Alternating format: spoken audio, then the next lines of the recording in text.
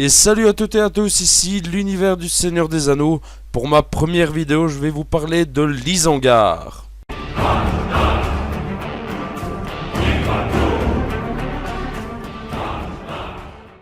L'Isengard, niché dans la vallée de Nankurunir, désignait la pointe du sud des monts Brumeux, au nord de la trouée du Rohan.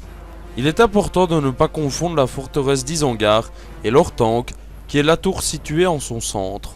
On y trouve également un fleuve, l'Isen, qui prend sa source en Isengard, où Saruman y construit un barrage. La forteresse est constituée d'un grand mur circulaire en pierre, entourant une plaine de près de 2 km de diamètre au centre de laquelle se trouve la tour d'Orthanc.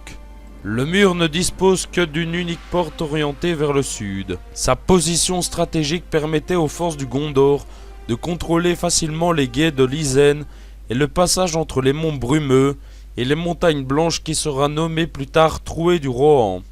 Quand le Calanardon fut donné au Rohirrim en 2510 du Tiers-Âge, Isengard resta en possession du Gondor mais fut rapidement déserté.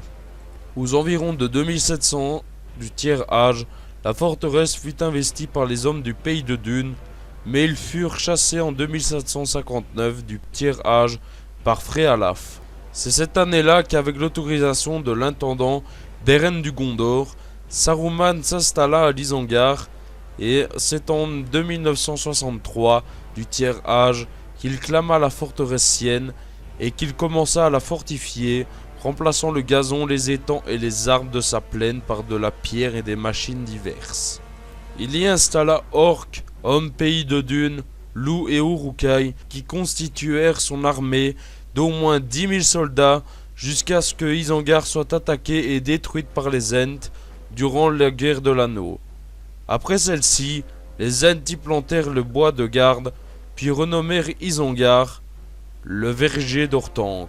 Et voilà, j'espère que la vidéo vous aura plu, n'hésitez pas à laisser un commentaire, à vous abonner dès maintenant. À la prochaine.